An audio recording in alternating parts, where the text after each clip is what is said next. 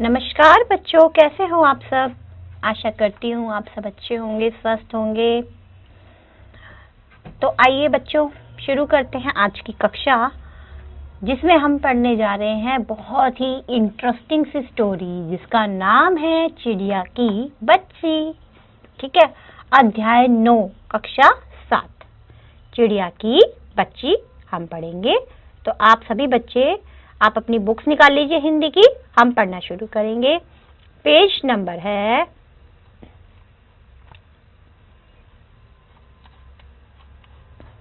I am telling you the page number, just wait. Page number बेटा 67। Okay, now take out the page number 67 of your Hindi book and अध्याय is अध्याय 9, चिड़िया की बच्ची। सभी बच्चे निकाल लें।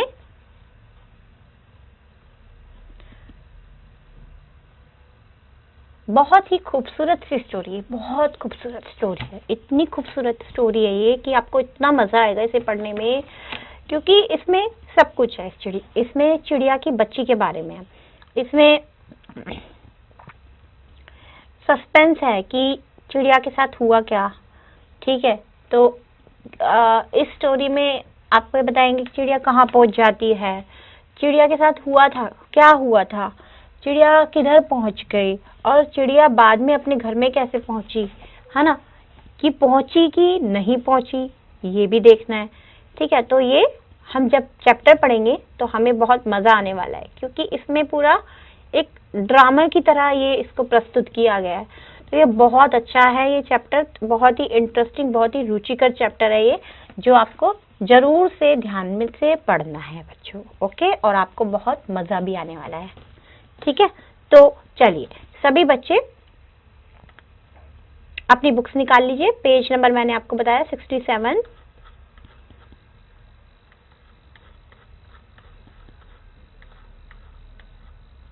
Yes, page number 67।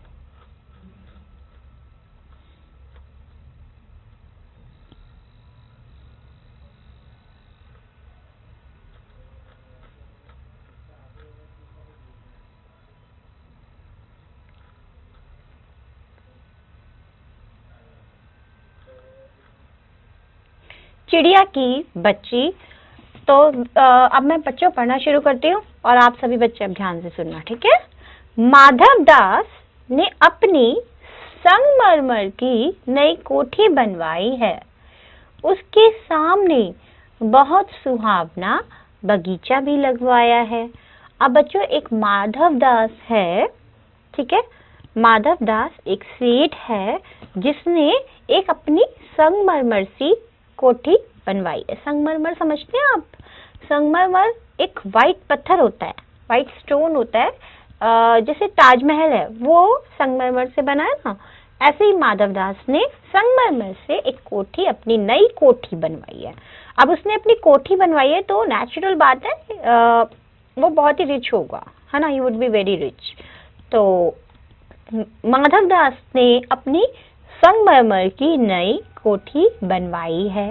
उसके सामने बहुत सुहावना बगीचा भी लगवाया है, और उसने उसके सामने बहुत ही सुहावना सा बगीचा भी लगवाया है। सुहावना मीन्स जैसे बहुत सुहाना मौसम होता है, जैसे बहुत कुछ सुहावना ही सुहावना हमें दिखाई देता है, रंग बिरंगा सा, खूबसूरत सा, सुहावना सुहावना, हवा सुहावनी, वहाँ पे पक्षी उड़ते हुए नजर आते हैं। तो बहुत सुहावना सा बगीचा भी वहाँ उसने बिल्कुल अपनी कोठी के सामने लगवाया है। और कोठी किस किस की बनी है? संगमरमर की बनी है।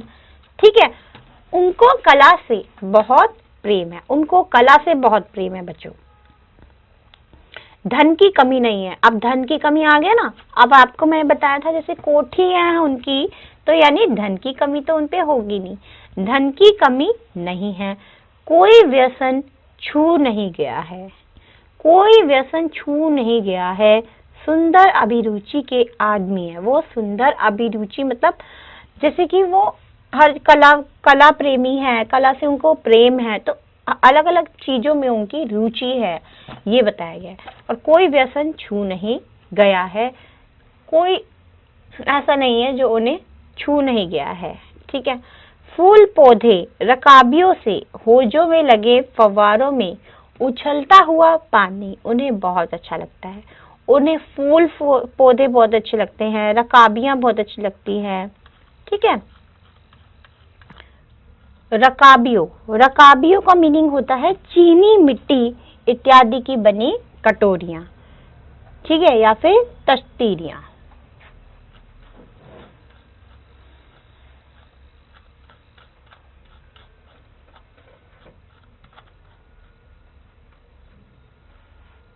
फूल पौधे रकाबियों से होजों में लगे फव्वारों में उछलता हुआ पानी उन्हें बहुत अच्छा लगता है।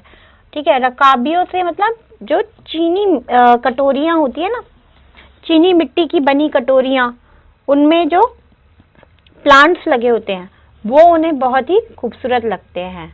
और जो वहां पे फव्वारे लगे हुए हैं, जब वहां से उछलता हुआ पानी वो जो दिखता है वो बहुत उन्हें सेठ को बहुत अच्छे लगते हैं। समय भी उनके पास काफी है और उनके पास समय टाइम बहुत है। शाम को जब दिन की गर्मी ढल जाती है और आसमान कई रंग का हो जाता है, तब कोठी के बाहर चबूतरे पर तख्त डलवाकर मसनद के सहारे वह गलीचे पर बैठते हैं। अब क्या होता है, जब आसमान कई रंग का हो जाता है, जैसे अलग अलग रंग हो जाते हैं हमारे आसमान में, और शाम को जब दिन की गर्मी ढल जाती है तो कोठी के बाहर वो क्या करते हैं सेठ कि चबूतरे पर, जो चबूतरा वहां पर बना हुआ है उस पर तख्त डालकर मसनद के सहारे, मसनद मीन्स तकिए के सहारे, वह गलीचे पर बैठ जाते हैं और प्रकृति की छटा को निहारते। प्रकृति की छटा निहारना मतलब जो प्रकृति की खूबसूरती है, उसको सौंदर्य है जो प्रकृति का, वो उसे निहारते हैं। ठीक है, समझ आ गया? यहाँ तक समझ में आ गया सबको? मसनद मीन्स तकिया, तकिए के सहारे, और प्रकृति यानी नेचर, जो नेचर की छटा है, जो खूबसूरती है, उसको वो निहारते हैं। इनमें मानो उनके मन को तृप्ति मिलती है। तृप्ति मतलब एक सेटिस्फेक्शन मिलना, मतलब कि संतुष्टि मिलना, कि इनमें मानो जब वो ये इन सब चीजों को देखते हैं, प्रकृति की छटा देखते हैं और वहां बैठते हैं, चबूतरे पर बैठते हैं, फूल पौधे देखते हैं, फव्वारे देखते हैं, रकाबियों को देखते हैं, जो उछलता हुआ पानी जब वो देखते हैं तो उनको बड़ी क्या मिलती है? संतुष्टि मिलती है। ठीक है, उनके मन को बहुत ही तृप्ति मिलती है। इनमें मानो उनके मन को तृप्ति मिलती है। मित्र हुए तो उनसे विनोद चर्चा करते हैं, नहीं तो पास रखे हुए फर्शी हुक्के की सटक को मुंह में दिए ख्याल ही ख्याल में संध्या को स्वप्न की भांति गुजार देते हैं। अब मित्र हुए तो उनसे विनोद चर्चा करते हैं। अब जैसे उनके कोई दोस्त आ गए, कोई आ गया, मित्र आ गए, तो उनसे विनोद चर्चा, जो आपसी चर्चा है वो करते हैं। नहीं तो क्या करते हैं, जो पास में एक फर्शी हुक्का है उसकी सटक को मुंह में दिए ख्याल ही ख्याल में संध्या को स्वप्न की भांति गुजार देते हैं। तो जैसे उनके पास जो हुक्का है वो अपना लगाकर अपनी शाम को वो एक स्वप्न की भांति वो गुजार देते हैं, एक सपने की भांति वो गुजार देते हैं। इसका मीनिंग ये है। समझ आ गया यहाँ तक सभी बच्चों को? ओके,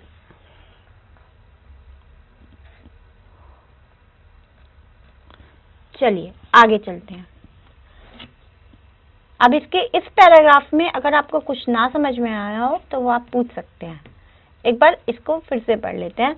माधव दास ने अपनी संगमरमर की नई कोठी बनवाई है, उसके सामने बहुत सुहावना बगीचा भी लगवाया है। उनको कला से बहुत प्रेम है, धन की कमी नहीं है और कोई व्यसन छू नहीं गया है।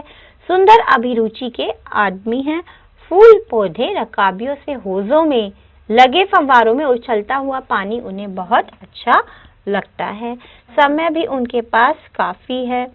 शाम को जब दिन की गर्मी ढल जाती है और आसमान कई रंग का हो जाता है, तब कोठी के बाहर चबूतरे पर तख्त डलवाकर मसनद के सहारे वह गलीचे पर बैठते हैं और प्रकृति की छटा निहारते हैं। इनमें मानो उसके मन को तृप्ति मिलती है। मित्र हुए तो उनसे विनोद चर्चा करते हैं, नहीं तो पास रखे हुए फर्शी हुक्के की सटक को मुंह में दिए ख्याल ही ख्याल में संध्या को सपन की भांति गुजार देते हैं। ठीक है, यहाँ तक सभी बच्चों को समझ में आ गया? तो चलिए इसके शब्द लिख लेते हैं। इसमें जो कठिन शब्द, काफी सारे इसमें कठिन शब्द आए हैं, हम वो भी इसमें लिख लेते हैं।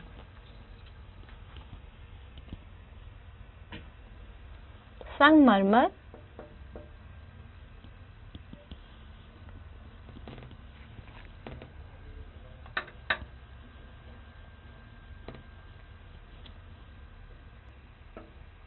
ठीक है, संगमरमर।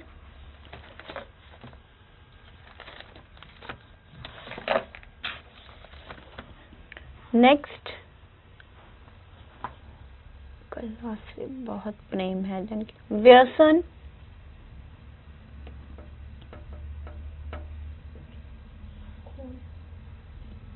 अभिरुचि,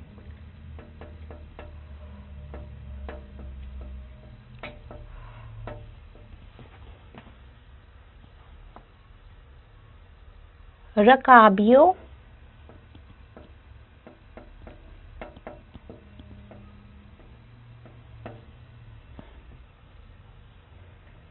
फव्वारों,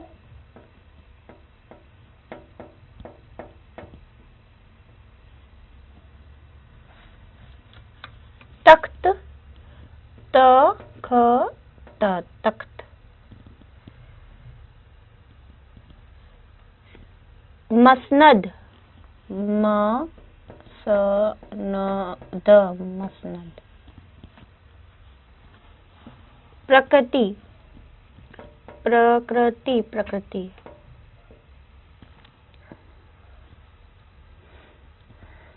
तृप्ति,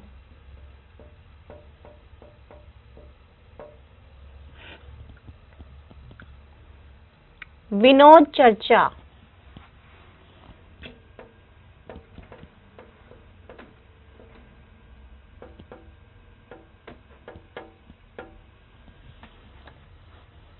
फर्शी,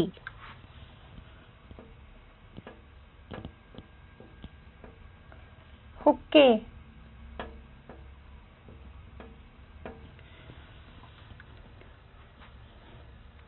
संध्या,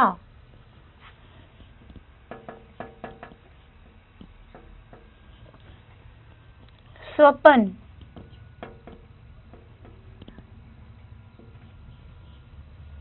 भांति।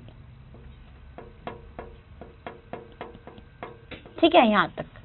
तो ये सारे शब्द आपको लिखने हैं और आप बुक में भी अंडरलाइन कर सकते हैं बच्चों। संगमरमर, व्यसन, अभिरुचि, रकाबियों, फव्वारों, तख्त, मसनद, प्रकृति, तृप्ति, विनोद चर्चा, फर्शी, हुक्के, संध्या, स्वप्न, भांति। ठीक है, तो यहाँ तक आपको पढ़ना है। अब आ जाते हैं नेक्स्ट पैराग्राफ पे। देखिए सारा जो सीन आपको मेंशन किया हुआ है ना, ये सारा सीन यहाँ पर दिखा रखा है। जो पहले फर्स्ट पैराग्राफ है उसका पिक्चर आपको दिखा भी रखा है यहाँ पे, है ना। ये देखो फव्वारा दिख रहा है, पूरा पिक्चर आपकी बुक में दे रखा है। अब आते हैं हम नेक्स्ट पैराग्राफ पे। आज कुछ कुछ बादल थे, घटा गहरी नहीं थी, धूप का प्रकाश उनमें से छन छन कर आ रहा था। माधवदास मसनद के सहारे बैठे थे। उन्हें जिंदगी में क्या स्वाद नहीं मिला है, पर जी भरकर भी कुछ खाली सा रहता है। अब क्या था बच्चों, आज कुछ कुछ बादल थे और घटा गहरी नहीं थी और धूप का प्रकाश उनमें से छन छन कर आ रहा था। मतलब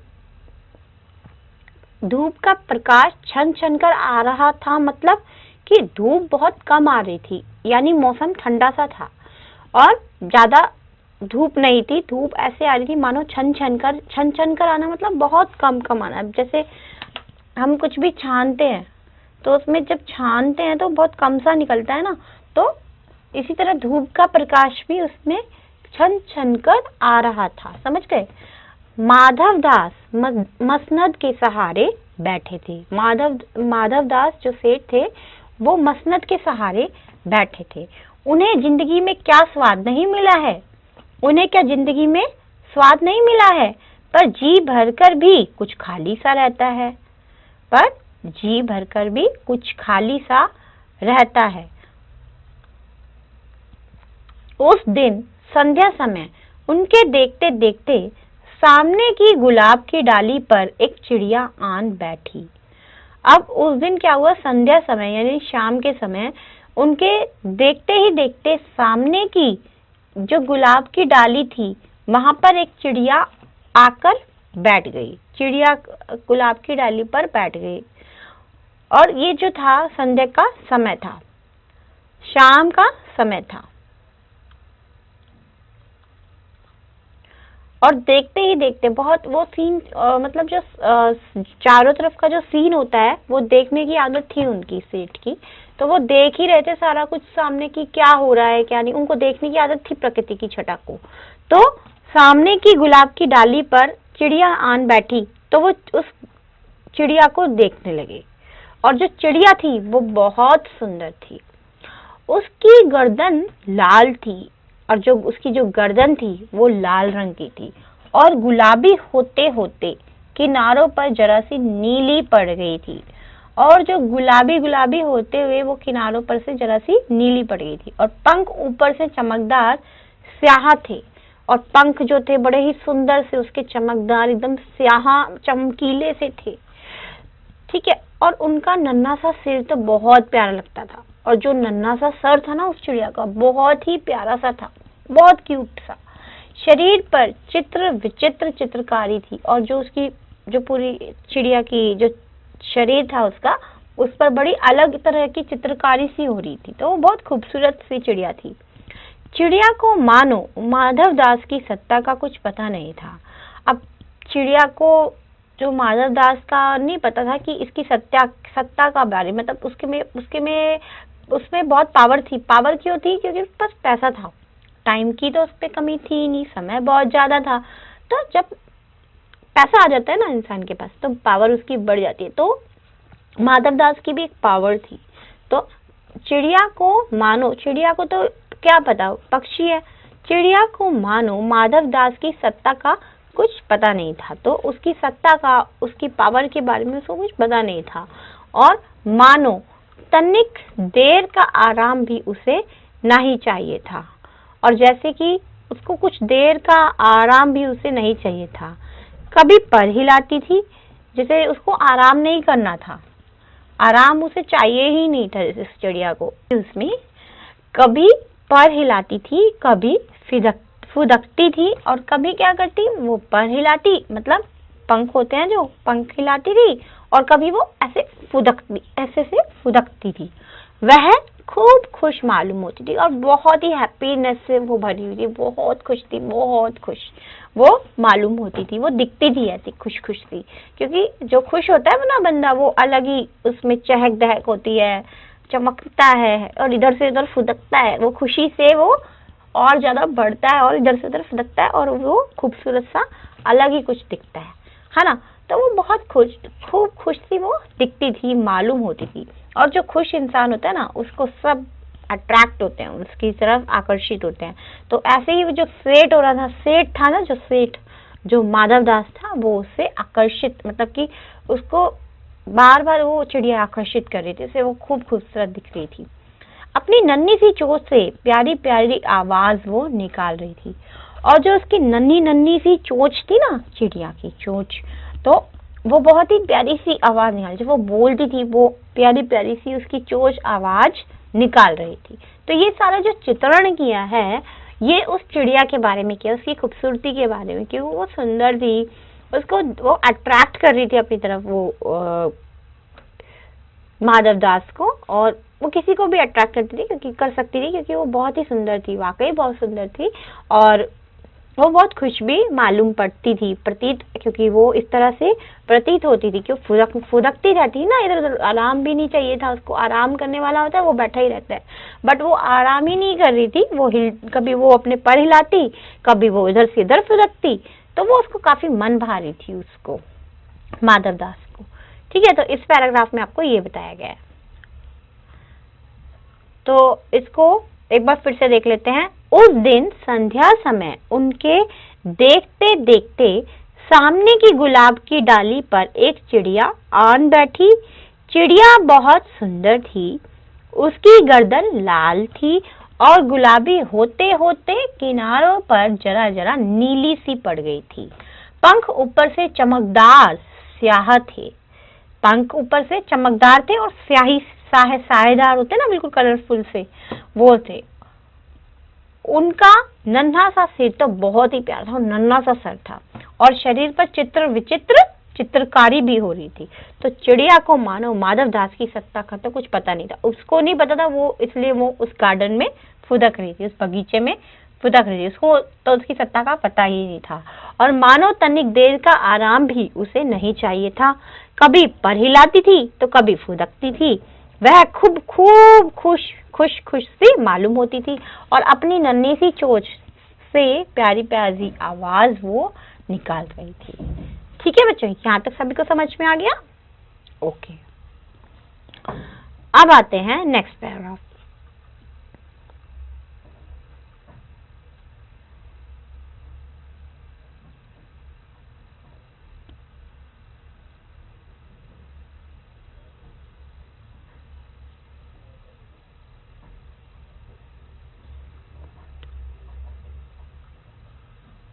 तो इसके एक बार इसके बच्चों कठिन शब्द लिख लेते हैं। ठीक है, सुंदर, सुंदर तो सब लिख लोगे, इजी है। चमकदार, स्याहा, स्याहा लिख लो, स्याहा।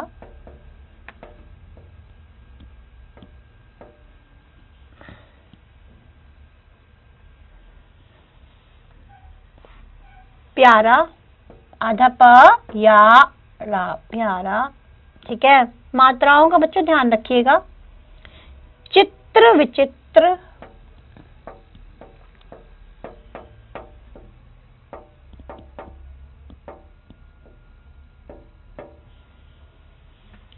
चित्रकारी,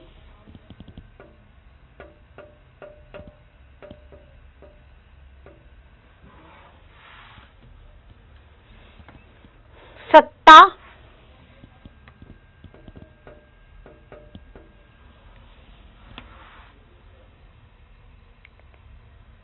फुदकती,